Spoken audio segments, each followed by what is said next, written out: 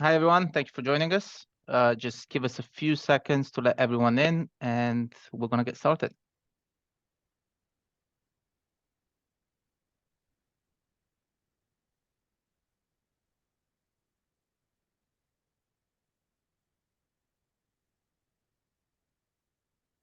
Okay, a few more seconds.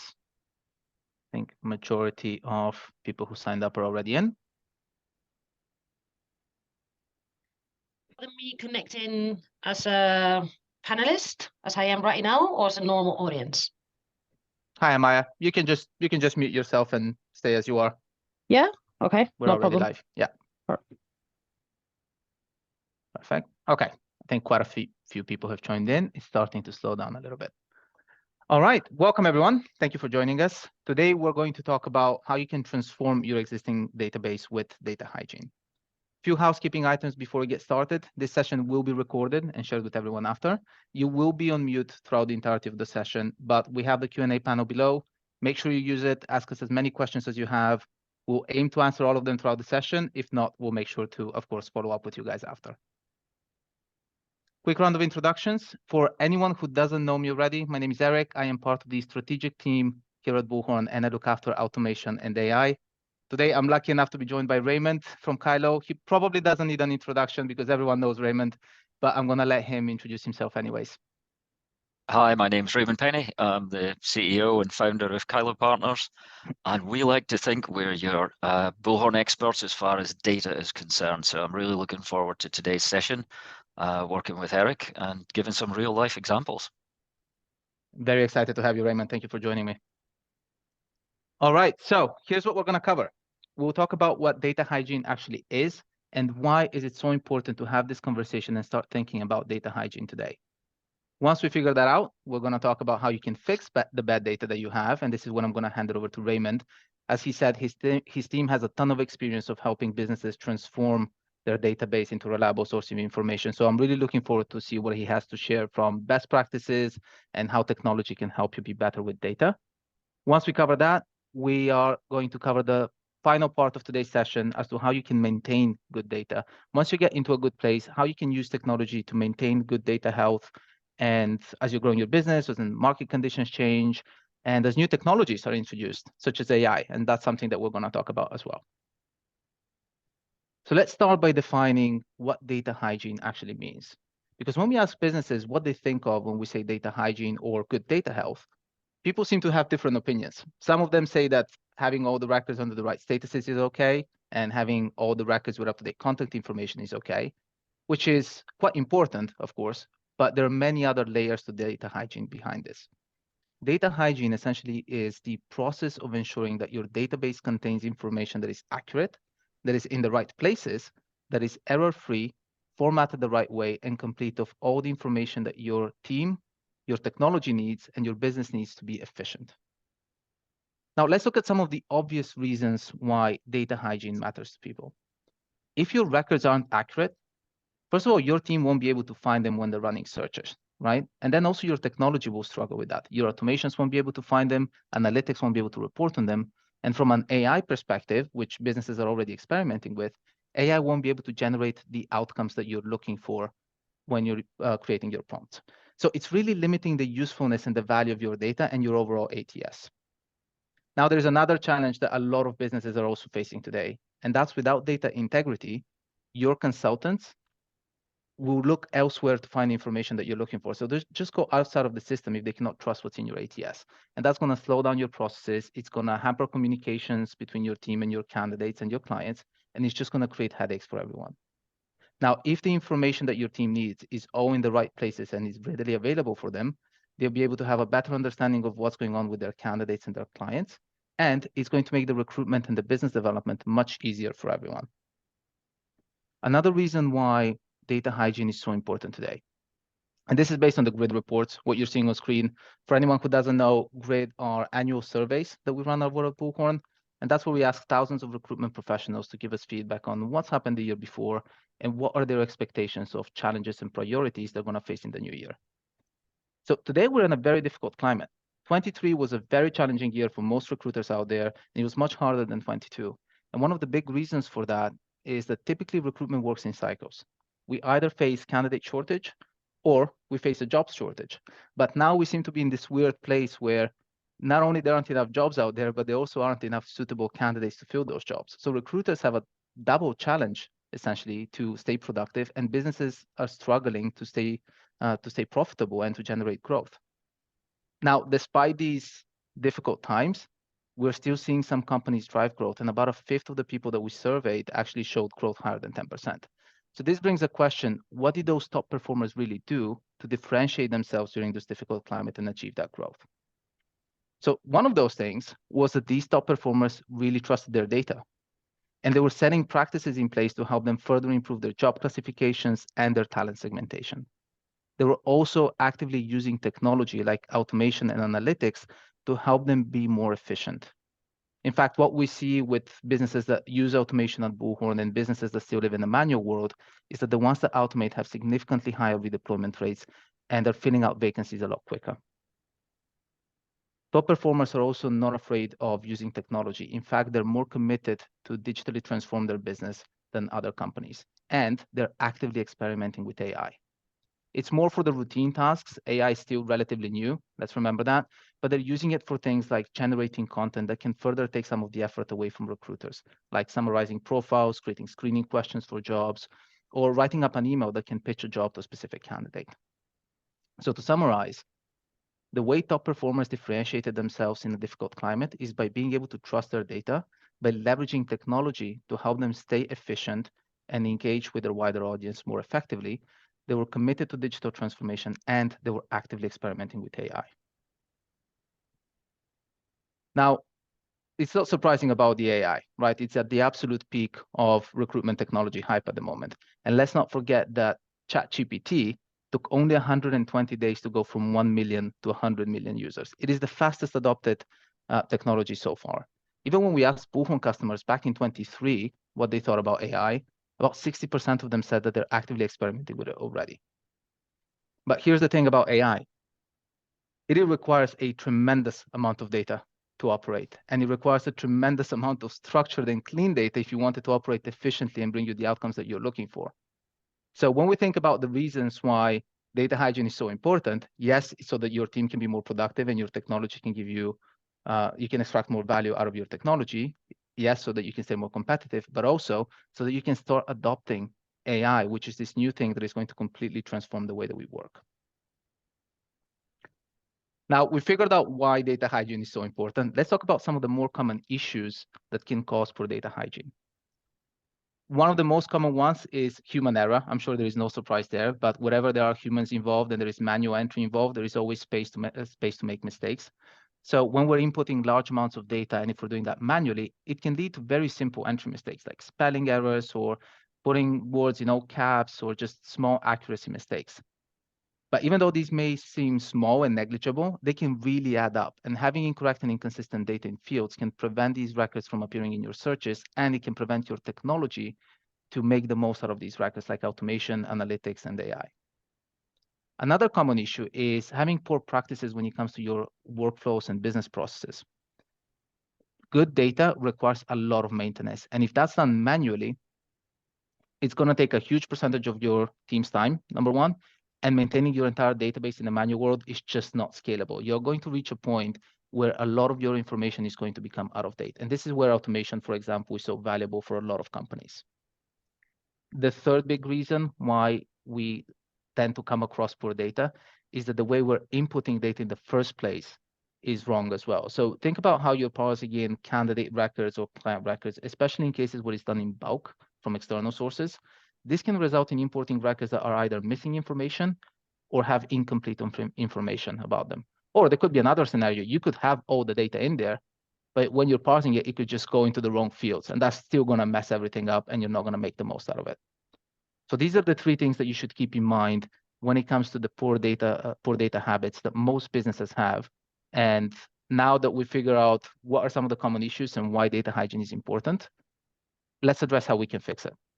And this is when I'm going to hand it over to Raymond and rely on his expertise to guide us through that process. Thank you very much, Eric.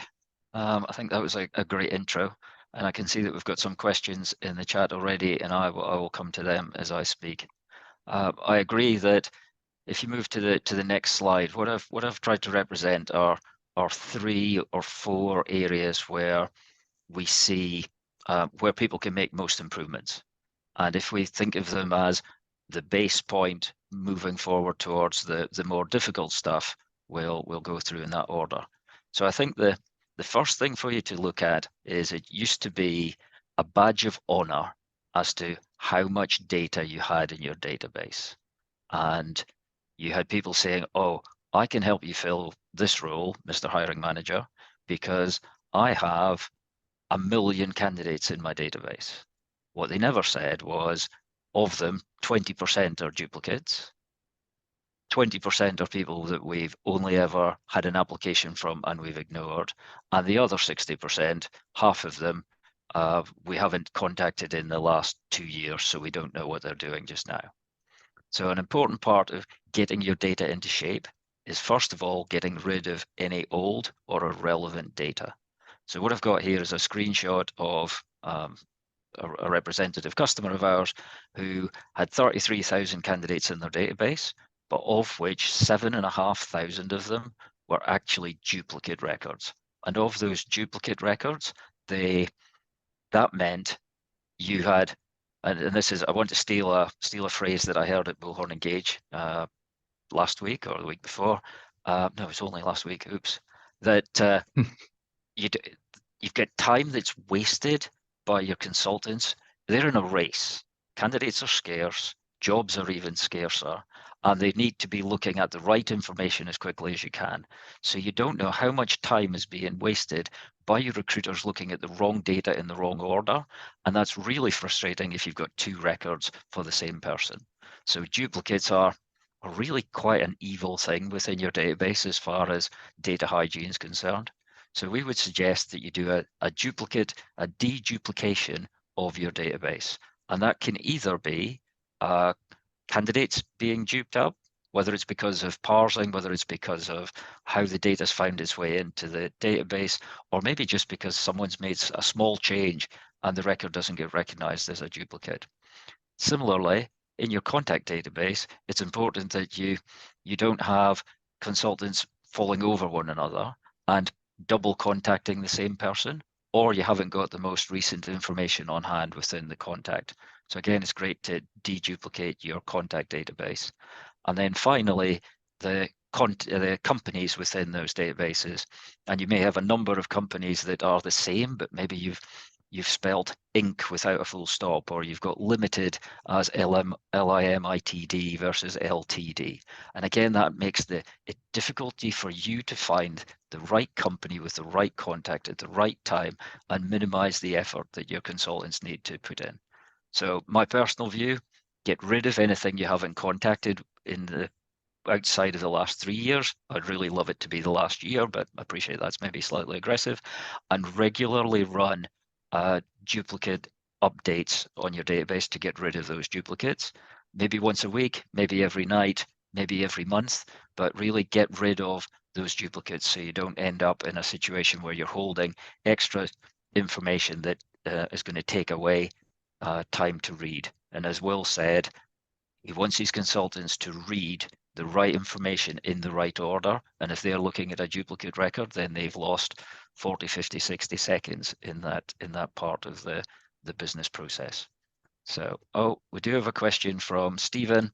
Are you okay? I take it as we go, Eric, and answer them as we go? Yeah, go for it. Absolutely. Yep. So we've got a question from Stephen, a question from Ajmeri. Stephen, how do you merge candidate duplicates programmatically? This is a picture of our Kylo Data Tools. Kylo Data Tools has got the ability to set and forget overnight, where you identify the weightings of fields that would make something into a duplicate record. And then every night it'll sit and run, identify the duplicates and update them, move all the fields into it, move the files, move the notes, move other things that between the 2 records after it's identified which is the master. It's always important that you pick the master that's got the best information, or the master record that is the one that maybe was last placed or had the most important activity on it. So they may have had an interview, but they've applied again. You'd want to merge them to make sure that you didn't have another consultant who was getting in touch with that super candidate in order to say, I'm already on interview with you. That would look pretty poor on your organization.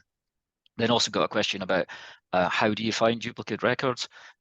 There's a built-in duplicate record merge within Bullhorn that'll say this record is a duplicate. What would you like to do? And that's as you add it manually. As you're doing it programmatically, it's more tricky, especially if it's coming from job boards or other mass imports. So therefore, I'd recommend you have a look at, obviously I would say this, have a look at duplicate tools like ours, and it helps you to understand how to find them. I think that probably answers that. How do you get around the duplication of contacts issue when the HR contact may operate across 15 different offices when Bullhorn doesn't support parent-child records? That's a great question from anonymous attendee. The duplication of contacts in an appropriate way is always a challenge. And if you really have a good business process for knowing it, then you can make sure that what we've seen people do is have, where it's a duplicate contact on a parent-child relationship, bring information to say this into another field to say this is also related to the contact on this other location, this other location, this other location, and therefore that would be something that would be kept out of the evaluation of how to assess what a contact duplicate is. I think the harder questions around companies, and it's sometimes appropriate to make sure you're using the location functionality within Bullhorn, and therefore you have one parent company and a number of locations under it. I think that would be good practice, particularly when you've got different billing scenarios. But that would be my views on that. So I think I've probably spoken enough about duplicates. Don't have them. You don't need to have them. They're easy to get away with. To get rid of them, it's good discipline, and it saves your consultants time. Really does. So let's move on to maybe the easy start point. So if you could go to the next slide.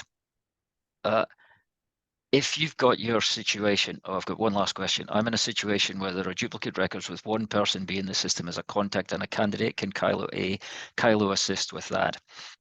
Kylo could, but again, you end up in a situation where you have to use another field to say, hey, this person relates to this person, and for that to be associated and put on screen with your on your record, so that candidate or a consultant looking at either the candidate or the contact needs to be aware that there may be other conversations going on. So I think there's also good practice that we could help you with there, Megan. Now, one of the easy things for people to do when they've got automation is to start to reach out to candidates and reach out to candidates in a personalized way through outreach emails to say, hey, how are you doing? We've found some roles that match, or we found a role that match. Please, would you be interested, or could I update some of your information? Because parsing is only as good as the information it's given, sometimes you end up in a scenario where the candidate's tried to be, or has been clever by providing their resume with their name in block capitals. And that looks super on the resume in their format. Doesn't look super if you then want to contact them and they go, hi, Eric, E-R-I-K in block capitals, shouting at you, because that's how it's been parsed in. So one of the easy things to do is to normalize the text. And what we've got here is an example of a data rule that can be run using Kylo data rules in order to update the records. The things we like to see are standardizing the format of the name. Always have a capital E followed by the rest of the name in small capitals. The same for your surname, making sure that it looks. So if you're communicating, it looks personal, it looks professional. We find the same thing to be done with phone numbers. If you're using any of the marketplace partners that allow click to dial, you want to have those numbers formatted in a way that you either get rid of the brackets, get rid of the spaces, get rid of the dashes, maybe have the plus or not have the plus, depending on what you need. And you can use data rules to standardize your data in a relatively simple way to make sure that you have good quality data for communications. Because the first thing is, hey, dear candidate, I'd really like to speak to you about, or Mr. Contact, please can you help me with, and you get their name right, you get their number right, and any abbreviations that might be used, then that's something to work on. So I would say standardize the format of the really simple stuff, because that will be getting in the way of either contacting them or how you look when you contact your candidates or your contacts. So I'd say that's one of the simple ones that everyone should have. If you want to go to the next slide, where you can get quite clever is if you have information on one record. So let's imagine somebody asked about the parent-child situation earlier, where you have a parent company on the database and you've just signed a preferred supplier agreement with them, but it has a number of child companies at either different brands, different locations, different facilities, different manufacturing locations, then what you want to do is use the data. It goes against the parent company once, but then you inherit the information from that company down into the child company, such that when you add a job from the child company, it would also inherit the information that's come from parent to company to child. And that's a good behavior there, so that when you are making doing a deal, your consultants already know we have a preferred supplier agreement with this company, and here are the rates that you should use. And that's a great way to go. Another good example of this is where if a candidate has been placed and they're coming off assignment, then you know the skills that they had in that job, you know the rate that they had in that job when they were working with you, and therefore pushing the information from that back up into the candidate record as they come off assignment. Say, we know that Eric has gained skills in being very good at webinar presentations because he signed up as a podcast host and he's become an international movie star because of it. Bring those skills, put them back against these records. So the next time when you're looking for someone like that, Eric will come up in your lists. I've seen a question from Wendy. Would that then flow down to location as well? Of course, you can. You can then move it so that it moves into locations, or you can copy locations. So locations is, if you're on Bullhorn 1, then locations are a very important part. And maybe there's a little bit more detail behind that question, Wendy. But yeah, absolutely it can be done. I can also see a question from Rebecca. Rebecca here, we have grandparent, parent-child. How does the cleanup manage with that information, i.e. the MSP, hospital system, individual facility? It's as long as they're associated, you can go from one to the other to the other.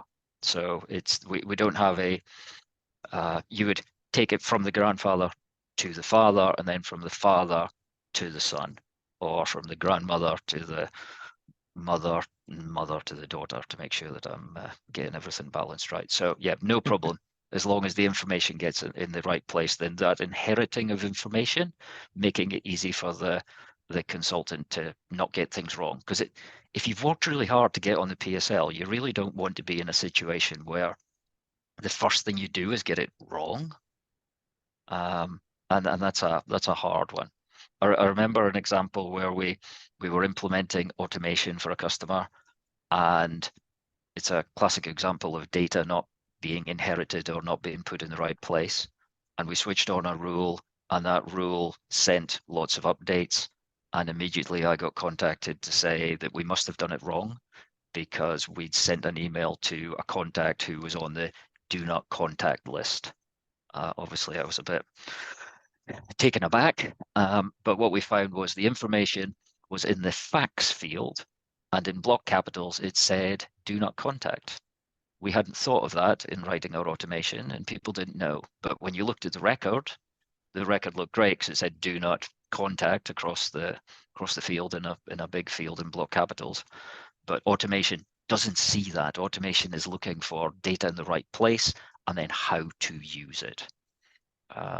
And then I think I've still got a question here from Stephen about how do you merge duplicates programmatically. That might be something that I'm hoping that Amaya might be able to put something in that can give you an example of how we do it around weightings of weightings for name, waiting for email address, waiting for phone numbers, etc. that we should be able to deal with. Yeah, I think So- you already answered that one, Raymond. Okay, We just brilliant. need the marketing Yeah, team good. to market Yeah, as Okay, answered. brilliant. Good. Okay, so I think we've got rid of the easy stuff, we've got rid of the duplicates, we've updated it so it looks good when you use it, and then we've got inheriting data from other records. I think using data rules is the way to go. So if you'd like to move on to the next slide, please. My personal hobby horse is it has never been more important for your data to be in the right shape. Never, ever, ever, ever. Generative AI is an amazing thing, and I shouldn't be surprised as to how good it is, but I regularly am surprised as to how good it is. And when the data's in the right place, you have that information that is taken into the creation of the prompt. So what we've got on screen here is a couple of screens from the Kylo AI Assist product, where the prompt is on the left part of the screen, where you've got a job advert or interview questions, and then the bottom part of the screens is where you've decided to use add the files for information. You've got a choice of models, and then you've got a choice of the language that you would want that to come out in. And then that pulls across into the output, as you see on the right part of the screen. We were doing a review with one of our customers who had been using AI Assist in order to create job adverts. And the feedback from one of their very senior recruiters was that the job advert wasn't very good and was very generic. So we dug a little deeper and said, well, maybe you could use the customer's job description as part of the prompt. Well, we found that the job description wasn't there. We had notes from the consultant in the job description field, but we didn't have the actual job description. So we quickly uploaded it as a file, or he uploaded it as a file against the record. And then he ran the job advert, create the job advert again. And this time he got a much more appropriate example of a job advert. Then we went one step further and said, could you update either as a note or in a field or as a file, the transcription of the conversation that you had with the hiring manager? And the hiring manager had some notes, and in combination, you were able to take the consultant's notes, the transcription of the conversation, which is quite difficult to get, but very, very powerful, and the customer's job description. When you put those together into a prompt as the source of the prompt, then that became a really, really personalized job advert that didn't look like it had been written by AI. So putting the data in the right place has never, ever been more important. It never used to be trendy to care about data and data hygiene and where data lives. And now it's the most important thing going. Or you will, again, going back to Will, you will cause difficulties for your consultants when they're trying to run what should be easy workflows. I'd probably also like to quote a friend of mine, Gary Cowdrey, who said that data is your 12th man, or for those in the US, is your 54th man, and that the quality of your data is going to improve the quality of your team by just being there in the right place. So thank you, Gary. I'll make sure that I pass on an orange juice for allowing me to use your patented quote about data being your 12th man.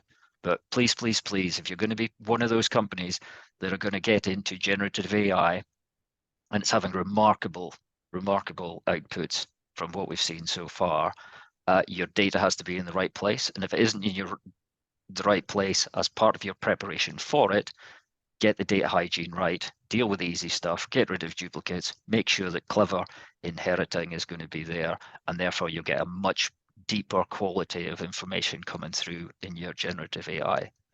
And then I'll probably go back to the question that Steve put right at the beginning. Would AI use your bullhorn data as a source? The answer is yes. So what we do is we take a prompt that is written, and then we insert the data from the fields that is in the right place in Bullhorn, whether it's fields or files. That gets combined into a prompt, and then that gives you a personalized output. So hopefully that answers your question there, Steve. And by using the APIs, of course, you're not adding to the large language model training because you're going through the APIs. So I hope that helps, Eric. I appreciate I've gone without you interrupting, which always makes me slightly worried. But I hope that was useful for everyone. And if you've got any questions, reach out to me or anyone at Kyla. That's only because you covered everything, Raymond. Yeah, There was no need for me wait to till you jump get in. to the next section. The only thing that I would add to that, and you're absolutely right. It has never been more important to have all the data in the right places. And for It's almost generative sexy AI, to have it. It's almost sexy to have your data in the right place. It's the new trend. It's the new popular thing It's a that 12th everyone man. needs to It's do a nowadays. 54th man. That's 2 beers I've got to get, Gary. Yeah, and it's not just for generative AI, by the way, for everyone joining exactly. us today. For automation, for reporting, all elements of your process can be really badly impacted if the data is in the wrong place. And the way we see AI further expanding into the industry as well is going into sourcing, going into directive AI as well. And all these things are based on your data. Yes. So it's not just about putting out content. It's about being able to find the right candidates for jobs, the right jobs for candidates. It's about identifying what are the next things that you're flagging, what the next things are for your team to do in order to better optimize the performance of the business. So make sure that this is not only a current focus, but it's a long-term strategy for you moving forward. Can I add one thing that we've seen one of our customers do around improving the quality of their source and match? When you get a role on from a customer, it may be in the name, the role might be called something that's very internally focused by that customer. So we've seen them using AI to review the job description and suggest the more normal role or job titles for that particular role and adding it into the description section of the job, and that then feeds the search and gets even better search results. So I think it's a very clever way of setting up a job in order for you to use the source and match even better.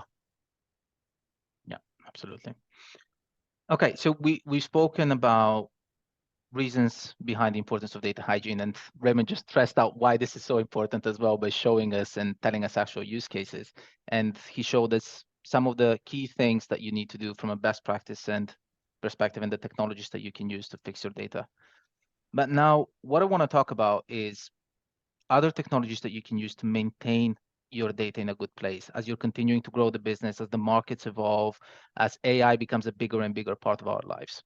So I'm going to look at this from 3 perspectives with 3 different technologies.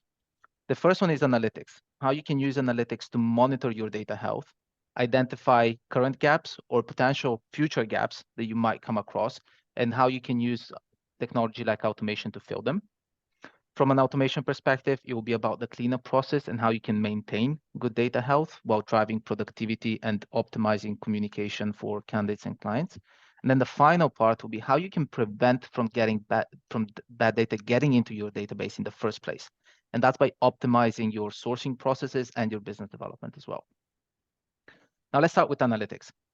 At the core of any successful data strategy is having reliable data. About half of the businesses out there don't really trust the validity of their data in order for them to make business decisions. And this is why having good analytics is so important. We already stressed out the importance for AI, but it's also to help you understand what gaps you might have in your operations and the business overall. Because some of those low-hanging fruit, like the old records that might be missing key contact details. You don't have any email address or phone number. Yeah, those are the easy things to spot, right? And with tools like data tools and automation, you can get rid of those. But then the better you get at maintaining your data, and let's face it, we will never get at 100% clean data. It's a dream. We should always be aiming for it, but we'll never achieve 100% clean data. However, once you've done the core, the essentials, you need a good analytics solution that can help you further understand where your potential gaps are, because it will get harder and harder for you to identify where you might have gaps in data moving forward. Yeah. And once And you it's an identify them, incremental improvement. Yeah. Get it and then incrementally improve. And the way to do that is through successful measurement. So I think you're absolutely spot on there, Eric. and it's good for adopting future technology as well. Once you have set data rules in place, you can use tools like automation to maintain it. It can help you further adopt better technology across the business, and it can help you build a solid foundation for AI, to what Raymond was speaking to earlier. From another perspective, think about your team as well. Certain data points you can transform into insights that your team can take action on, such as flagging which candidates are ready to be redeployed or which jobs they have under their name that haven't really had any activity against them. Even from a business development perspective, how many leads were added that haven't been called yet, right? So these are all actionable insights that can drive your team's focus in the right direction. And from an automation perspective, to Raymond's point again, as he made many of them throughout today's session, automation really is core to building a good data hygiene strategy. We're going to talk about boring. It's boring to do. Yeah. But massively important to do. And therefore getting that process in place is an amazing thing, but would be difficult without automation. And I even think that, especially in the early days when we were demoing automation, that was 2-3 years ago, when we were still relatively new, everyone was getting excited about sending all these fancy, nice emails at scale to every candidate, to every client, really put their brand out there. But almost every single time, and Raymond, you can probably attest to this, seeing how you guys implemented most of these customers, almost every single time, the first things that you do with automation is making sure that your data is healthy enough. You add some structure to it, internal and you clean things. it up. Spot on. Yeah, absolutely. Exactly. So this is where the low-hanging fruit that I mentioned earlier comes into play. You can get rid of that. You can archive it, get it out of the way. You can shift your focus towards the quality of data over the quantity of data. Again, Raymond, to what you mentioned earlier, no one really cares if you have 1 million candidates in your database. Not anymore. Not anymore. Yeah, your clients don't care about that. What they care about is how many highly skilled, engaged candidates you have that you can put in front of them and you can place for those jobs. So and your start to think candidates about, care about being engaged in a way where they feel personal, not in a way that they feel like a number. Exactly. So start thinking about what you consider high quality data and prioritize that first.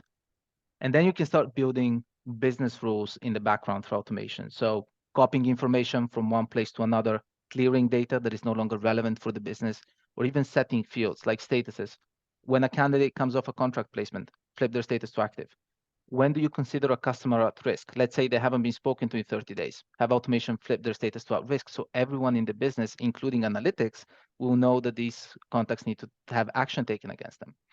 Another very common challenge that we used to hear, especially from businesses that have been going on for a few years, is that with time, as they were growing and changing their processes, they might have built in certain cases different versions of what is essentially the same category or the same skill. And when new recruiters would come into the business, they wouldn't really know which skill code to use. And in essence, they all meant the same thing, right? So they'll just pick whichever one is convenient for them. The problem, however, is when they go about running searches, if they don't add every skill that is a synonym, they risk missing out on good candidates. And that's what's most likely going to push them outside of your system and force them to acquire candidates that you probably already have as well. So a great example of how you can use automation is take all these synonym skills and replace them with one unique value that is valid across the entire business. That's how you start to standardize your data as well. And that's how your team is going to trust. We've done lots of work with customers where they've started with categories and skills. The business has moved on. They've changed somewhat, and then they do a big category and skills remapping exercise, and then they invariably simplify it, like you said. Yeah, and that drives confidence across the team as well. They will want to use the ATS more instead of just going outside of the system all the time. Another big thing here, I see we have a lot of questions here, but I'm going to get to them in a few seconds. Another big one is enabling self-service. By self-service, I mean surveys, chatbots. The reason why this is so helpful is, on one side, it really helps your candidates and your clients receive access to even some basic support outside of working hours. It's enabling you guys to operate, in a sense, as a 24/7 agency. But on the other end, it enables them to feed you up-to-date information when it's convenient for them, And that information can flow back straight into your ATS, update the records in the background, and the recruiter doesn't have to get involved at all. It's just a great way for you to maintain your data healthy and up to date. And a lot of the things that me and Raymond mentioned earlier are things that typically a recruiter will have to do in the manual world. So that's another great exercise that you can start getting into. Map out your recruiter's workflows. Figure out which out of all the steps that they take on a day-to-day are repetitive and are considered low value, and apply automation to have them run in the background. Because one, you're giving back valuable time to your recruiters so they can have more conversations with more clients, with more candidates. It's what's going to help you stay more competitive in this market. But two, anything that your recruiters need to do manually and is repetitive has space for human error. So by automating it, you're removing that space for human error. Try to streamline your workflows by reducing the recruiter involvement where possible. Another big component to automation is the engagement side of things. And when you first look at it, you might not reference it to data health, but it's actually quite important. Because businesses that live in a manual world, we have found that are only able to engage with a very small percentage of their database at any one time, which is normal, right? It's just not scalable for you to be able to communicate with everyone you have. But those candidates and clients that are left off, they start to gradually get disengaged with your business. They start to forget who you are, and the data that you have about them starts to very quickly become out of date. So a great exercise to get into is start by mapping out the gaps in communication you have between your business and your candidates and your clients, and try to fill those gaps with automation. The most common ones that we hear, and Raymond, I would love your opinion on this as well, is the most common ones are typically engagement with passive talent and passive clients. Another big gap is, surprisingly enough, communication through the application process is not as consistent as candidates would like it to be. Yes. And then the moment the placement is made, it's typically radio silence from the recruiter. So that's another very big gap, is make sure that there is engagement after the placement has been made. I think some of the most sophisticated customers that we've worked with have been excellent in that area, where their automated communication feels human and feels normal and builds a relationship that otherwise you wouldn't be able to do. And I think it's very possible. It's very possible if you've tagged the candidates properly, if you've got their naming right, if you know their favorite this and that, you can begin to personalize through an automated way is remarkably clever, and is what's expected by the candidate community now. You wouldn't expect an email that felt like it came from social media, but it was, this is a general social media chat. You wouldn't look at it. Yeah, exactly. And that's another big thing that I would say as well, is when you are fixing or creating a new communication strategy for candidates and clients, make sure you apply an omni-channel approach, because email, just sending emails doesn't really work anymore. It hasn't worked for a couple of years now. Whenever you are engaging with your audience, try to expand the channels that you use to meet them on their terms. I think Beautiful. it was, again, at Engage last week, where we found out that Gen Zs are about to make 27% of the global workforce. I think next year, the Gen Zs and the millennials are going to be the bigger percentage of the workforce globally. It's ridiculous. And they don't really look at emails as much. They prefer more transactional channels like SMS, WhatsApp, instant messaging platforms. Yeah. So make sure that you are expanding on those. Use email, use SMS, phone, surveys, chatbots, all the channels that you have at your disposal to grab their attention and maintain that communication consistent across the board. We did have a question from Gordon that I just saw here around how can you run that report that tells you about leads that have been added and haven't been called. If you are on Bullhorn, there are a few ways for you to do that. You can you can find it in analytics. You can also use automation. Now, automation can look at leads, so you can use that to identify when a lead was added and if there are any actions against that lead or lack of actions. So there are a few number of ways to do it. If you want to learn more, Gordon, I would say if you're a Bullhorn customer, just reach out to your account manager and they can set up a call with you. Now, the next thing that we'll talk about is more focused on the prevention side of things. So this is a very big challenge, especially for businesses that are bringing in candidates from multiple external sources. Let's say they're working with a lot of job boards. If you're working with a lot of job boards and that is not centralized, that means that your recruiter has to run the same search multiple times across each job board, which is a lot of duplication in effort. But they also have no visibility as to whether the candidates they're looking in and spending credits on, more importantly, are already in Bullhorn or not, or in your ATS or not. So what this can lead to is a lot of duplication of data, something we want to avoid, to Raymond's point earlier, but also a lot of wasted money in candidate acquisition costs. And I'm going to give you an example here with an analysis that we did, I think it was about a year ago. We looked at placement records in Bullhorn to understand what percentage of them was made with external versus internal candidates. And about 70% of the placements we looked at were made with candidates that were sourced externally. And that's not even the worrying part. The worrying part was that out of those 70%, 66.5 already existed in the database in the first place. And just to Pay give for you them some twice. context, Pay for them twice. maybe, could have been more than twice, at least twice, right? But we looked at 8 million records for reference. So that's about 3.5 million placements where the company that has placed a candidate has acquired that candidate more than once. So when we That's a think lot of about, credits. A lot of yeah, credits. when we think about unnecessary waste of money for candidate acquisition, that's where it's all gone. So centralizing your sourcing by giving your team the ability to run one search across all platforms can, first of all, Golden. reduce that. Yeah, it can reduce that effort. So they only have to do it once. But if you give them also visibility of what you already have, that's going to drive a database first mindset. So they're not going to go into the job board. They're going to check out what you have in your ATS first. And it's also going to remind them not to spend that credit to add candidates that you already have. So it's reducing. But also and also get to the candidate first. Yeah. Candidates are scarce. They'll get to the candidate first. They know more about them. They'll get a better reaction, but they haven't gone to market. They found them internally. They are working harder, but working smarter, and probably getting to that good candidate quicker than the competitors who've just posted to the job board and hope for the best, or Because you search the would job board CV database. Yeah. Yeah, and if you already have the candidate, you have all that historical data, the note history, the submissions history. You would know what has Superb. happened with that candidate in the past. And even if it's a brand new candidate, you're still, to your point, saving time and you're saving money. Yeah.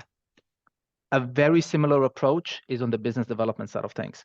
Now, this is particularly valuable for recruiters that have recently joined the industry. If we think about 2020, after the first few waves of COVID, business development wasn't really a thing. Like there was a significant shortage of candidates out there, and the recruiters didn't really have to think about doing business development. But This will now, make me unpopular, but recruitment got easy. It became inbound, and you didn't have to do the hard yards, and you didn't have to try and do the BD. And now BD is back in vogue, and people have forgotten how to do it. it's challenging, right? And also the markets have changed. It's not about just cold calling and sending LinkedIn messages anymore. So you need to be creative about how you're prospecting into these accounts, and giving your team the necessary tools to be more efficient, giving them a central place to find leads, just the same as they can find candidates, is a great way to do that. And Agreed. topping that off with business intelligence as well can really give them insights into the accounts that they're trying to create a relationship with. What are the signs of growth through funding round or funding round history? What vacancies are they currently advertising on their job boards? And what are the key people within those organizations? Who should they be connecting with? And what are their contact details? These are all key things that can help your team be better at acquiring new business.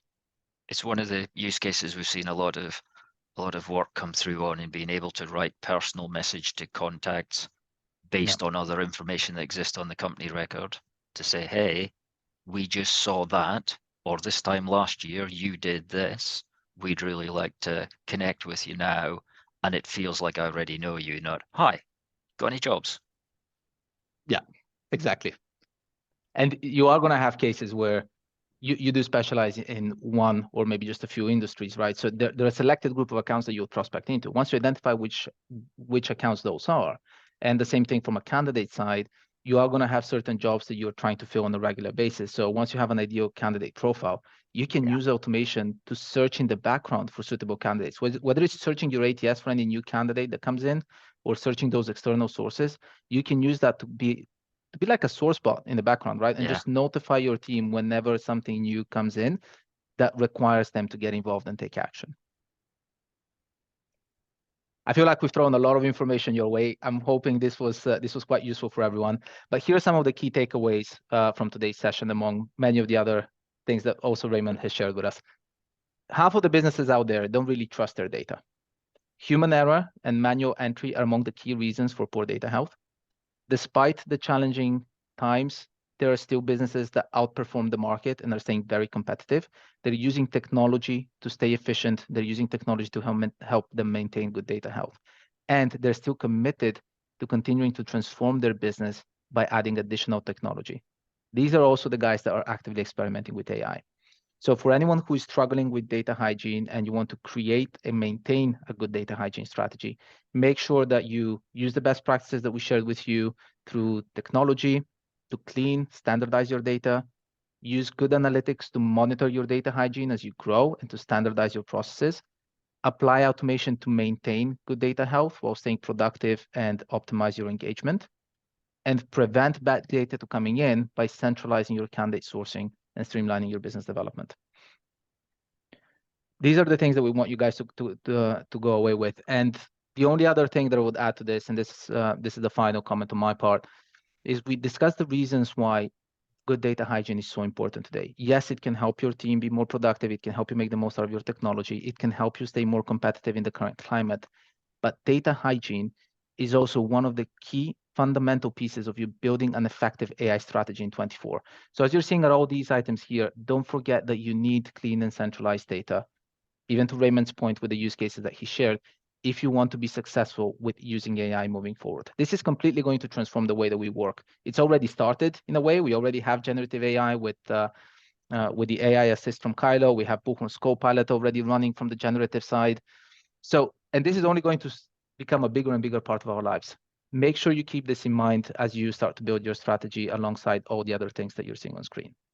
Yeah, you're not going to lose business to AI. You're going to lose business to a company who's using AI more effectively than you are. That's a line that I wanted to throw in and I completely forgot. So thank you for mentioning it. We have a question from Steve. How do you use chatbots? There are a few different ways to use chatbots. Buchholz Automation has a chatbot as well. So again, if you're a Buchholz customer, yeah, reach out to your account manager. They can guide you through the process and they can share different use cases of how you can utilize the chatbot better. If you're a Buchholz customer, ask your account manager to bring me in as well. I'm more than happy to jump on a call with you and help you out. Yeah, it's clever. It's really clever and good stuff. And with that, I want to thank you everyone for joining us today. If you want to learn more about data hygiene, you can download the guide there. You can also book some time with the Buchholz team if you want to learn more. Big thanks to Raymond. If you want to learn more about data tools and the best practices that they have with customers, these guys are implementing a lot of our clients on automation and our other technologies, and their data tools is absolutely fantastic. So make sure to reach out to him and he can point you to the right person in his team. Eric, it was a pleasure. You're very good at this, and thank you very much for being here and inviting me along. Pleasure was all mine. Thank you, Raymond. Pleasure was all mine. Thank you all.